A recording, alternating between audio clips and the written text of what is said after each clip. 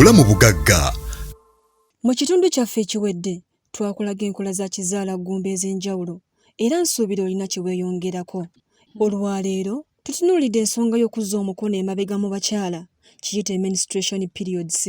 Musawo Flora Magoola omukugu okuva mu ddwaliro ekkulu e Mulago alambulula emyaka omwana ow'obuwala kw'atandikira okugenda mu nsonga oba okuzza omukono emabega era ng'ono agenda kutunnyonnyola lwaki abaana abamu batandika ku myaka emito ddala. Omuwala okuva ku myaka 15 lwakuba ennaku zino abaana abamu banguwa ne bava ku myaka 9 naye nga omuntu omutuufu yandibadde atandika ku myaka nga 13 n'okwambuka emyaka egyo gy'aba teen, what we call teenagers, we tusuubira nti omwana aba atuuse puberty stage. Omwana omuwala nga yakatandika okugenda mu nsonga asuubira okumalamu ennaku wakati w'essatu ku 4 obutasukka 7. Tusuubira nti ebbanga ettuufu normal ranges tuli wakati w'ennaku nga 2 n'ennaku 7. Kati omwana bw'asukkamu oyo aba alina ekizibu.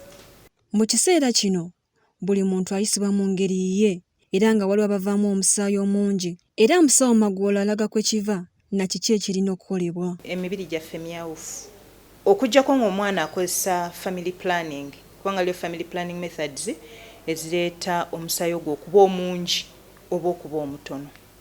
Kati bw'obanga omuntu ali nnomo flow yo erina okuba nga eri nnomo kwegamba nga si nnyingi ate si ntono ng'olunaku omuntu ayinza okuba nga akozesa padding nga 3.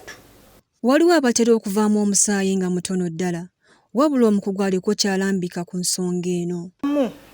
Abafuna okuvaamu omusaayi omutono baba nga oluusi oli ayinza n'okuba olubuto nga tetumanyi. Oli n'agamba yavuddemu omusaayi ng'ali lubuto naye nga tamanyi. Olulala abamu n'ebintu bye tulya endya yaffe oluusi oyinza okulya ebintu kati n'ofuna flow nga ntono oluusi nga nnyingi.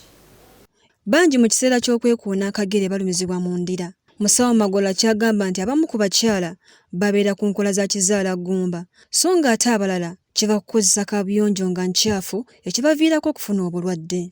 Abakyala basinga bw'oba ofuka awantu nga si walungi oba ng'ogenze mu kabuyonjo nga si nnyonjo bulungi n'ofuka obulwadde obwo ne bukuyingiramu oba obulala buva mu kwegatta enseke ezo ne zirumizibwa. Abalala abantu abamu ababeera ku family planning ku kizaalaggumba enkozesa y'ekizaalaggumba naye ereetera ekyo.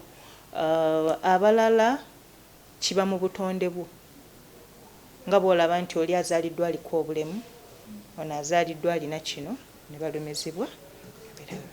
Abakyala abeettanira dduyiro mu kiseera nga bali mu nsonga Musawo Magoola abalabudde obutamala gakola buli kika kya dduyiro anti ezimu za bulabe ku bulamu bwabwe.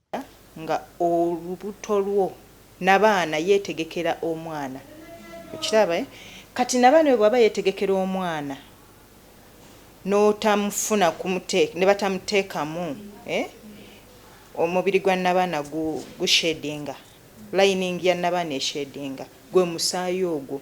Kati buli lwoba okola exercise ez'amaanyi n'obukabuka obanga bw'aba mukazi nga yazaalako ng'ekisa ekiruma omusaayi gwo ne gukulukuta kati buli lwe guvaamu omubiri gwo gunafuwa which is a bad thing.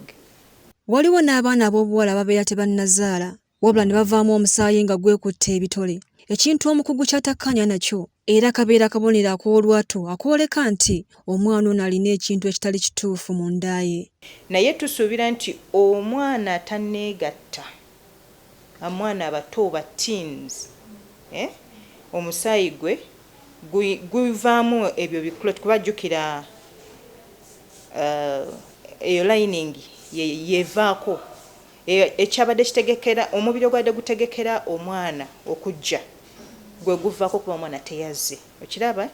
Kati kyova olabanga omusaayi guba teguli red tegulina oxygen in it kuba omusaayi ogulina oxygen guba gwa red ogutalina oxygen guba gwa nguyite black guba gwa black kale ffe tukiyita bulu. Musawo Magoola era annyonnyola n'ekiviirako abakazi abamu okwosa mu nsonga zaabwe wabula agamba kya bulabe. Abamu ayinza okuba ali lubuto, abalala ng'ayonsa. Obulirako nti omukyala bw'aba ayonsa oluusi ensonga z'ekyala zirwawo okudda mu nsonga, oba oluusi addamu then n'abuukamu then n'addamu omwana bw'aba ayonka bulungi nnyo kubanga tugikozesanga na method ya family planning tugita lactation amenorrhea. Oluusi omuntu nga tagenzeemu paka nga bw'aba ayonsa omwana continuously nga talina kyamuwa tagendamu mpaka nga myezi 6. Then abalala eating disorders, endya yaffe. Mu kitundu kyaffe ekyokubiri tugenda kutunuulira ebikulu omukyala by'alina okukola mu kiseera ng'ali mu nsonga.